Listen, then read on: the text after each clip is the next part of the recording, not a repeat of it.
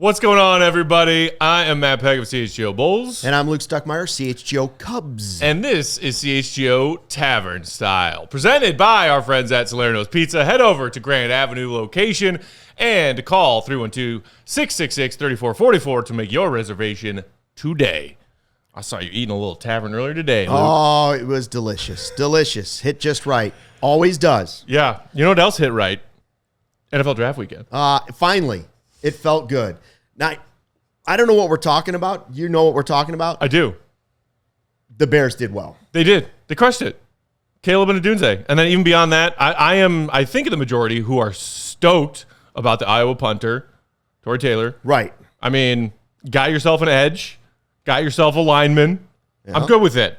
Today's topic in particular, though, with all the buzz about what this offense is that Poles has built for his rookie QB, Caleb Williams, do Caleb Williams and D.J. Moore make the best QB wide receiver duo in the NFC North for this upcoming season? So it's duo. So we have to choose D.J. Moore. You could pose this same question with also Keenan Allen. You could even pose it with Rome Oduzne. Wide receiver core? Okay. Leave out the tight end.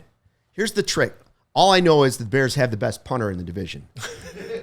Number two, it probably comes down to quarterback. Mm-hmm. It doesn't come down to wide receivers. All those guys are great. You could obviously say the Vikings have great I was going to say, I think 3 of the 4 teams in the division can make an argument for we're going to have a top 3 receiver as far as yards and touchdown production across the entire NFL. And that being the Lions with Amon-Ra St. Brown, the Justin Jefferson Vikings. For sure. And then any of those 3 guys for the Bears. The QB Agreed. is the question. QB is the question, yes, that was some subtle shade at the Packers. If you had to look at just the quarterback right now, you would have to say Jared Goff is the most accomplished quarterback out of that group. Now, he may not be the most talented by the end of the season, but right now you can't tell enough about the other guys. Now, maybe you say Love. Oh, I saw it. I saw it all last year and in the playoffs. Goff has still accomplished the most out of anybody in that group. I mean, if you're just talking about today, aggregate production across a career. Today, we don't. Kyle Orton has produced more in his NFL career than Jordan Love at this point. Are you confident? He and Jared Goff are both known as game manager kind of quarterbacks, not win you a Super Bowl quarterback. So who is the best quarterback? Who's the best quarterback in the division? Coming into this season? Right now. I don't think you can confidently say any of these 4 will be the best quarterback in the division. Right, but today, I would say it's Jared Goff. Now, game 1 or game 2 or game 3, you might be able to say Love, you might be able to say Caleb, you might be able to say McCarthy. I think McCarthy is the least likely argument you could make as far as who's going to be the best QB in the division next season. I think I'm with you on Jared Goff we've seen the most production from him. Yeah. Some of it's good, some of it's bad, but to his credit, this Lions offense that they have built with him has been putting up insane numbers for the last couple of seasons, and there's no reason to think they can't do it again. You know what's shocking about it is after taking off my bear goggles after the draft, which was like, wow, this team's going to be unstoppable. You know, you're thinking they don't have 1 receiver, they don't have 2 receivers, they have 3 receivers, and they have Cole Kmet. Yeah. And they have a running back that can catch the ball. And you're like, this team's unbeatable. And then you look at the other offenses in the division, and you're like, well, Goff, Gibbs, St. Brown, Williams, and Laporta's pretty good. Well, Laporta's legit. McCarthy, Jones, Jefferson, Addison, and Hawkinson, legit. That's pretty good, too. The tight end spot is also really solid across the NFC North. More on this conversation, but first, just another quick reminder. And shout out to our friends at Salerno's on Tap. Stop by their location at 1201 West Grand Avenue in Chicago's West Town. That's our neighborhood. It is. And enjoy their tavern-style pizza and ice-cold beers. We are on the cusp of ice-cold beer season, Stucky. All season long. All season long. All season long. All baseball season, all football season. Yeah. All basketball season. Speaking of baseball, whether you're headed to the game or want to watch it live on Salerno's big screen TVs, or you're watching from home and say, hey, I want pizza brought to me, Salerno's has you covered. Go to salernospizza.com or call 312-666-3444.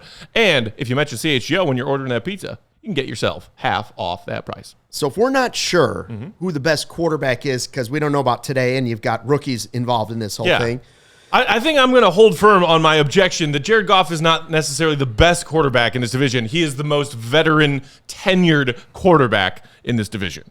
What about if you just say 3 wide receivers and include the tight ends? Then I think it's the Bears running away. I think if you said just 3 receivers, it's the Bears. Or the Vikings if you include their tight end because of the matchup. Yeah, I mean... I take the Lions and Packers out of that. I think I would too. I think the Bears now have the 3. If you have to say just wide receivers, I think it's clearly the Bears. Yes. I don't think the Bears, and no shade to our guy Cole Kmet, who in his own right just produces. That guy was in the end zone every 10 minutes this past season, it felt like. You know who loves this draft more than anybody? Cole Kmet, because he's going to be wide open a bunch of times. And Swift at running back. Yeah. Because now those holes are going to be twice as big. Yeah, because your receivers at all of your receiver spots. Yeah. Outside, slot, you can't ignore any of them. Your job just got a lot easier. Right. When you were game planning your defense for a Bears offense for not just the past few years, but decades, there's at least a couple of those skill position players you could just ignore. You know, last year going into this, I warned, I'm going to be Debbie Downer here. I warned Kevin Kaduck, our head of content, I said, listen, I'm looking forward to playing Jordan Love in the first game, but it terrifies the hell out of me. Yeah. Because if he's better than Justin Fields, I'm going to get sick to my stomach. And we know how that played out. The hype around Jordan Love's first couple of, seasons worth of games in his NFL career, I thought was outrageously overblown. Me too. But I also, as a sick in the head Bears fan, did watch some of those games and some of those Jordan Love drives and think, oh no. Not again. Boy, that being said, I still have total capability to believe that we can see Caleb Williams put together a better rookie year than anything we've seen from Jordan Love so far. I do too. I just wish we were in a different division. Because this the might NFC be North, that offensive powerhouse of a division. Everybody can pass. Yeah, what? I know. I think. Yeah. The Bears are going to pass. Okay, because it would be fun. Can you confidently say, of these QB and skill position combos in this division, that the Packers are 4th of 4?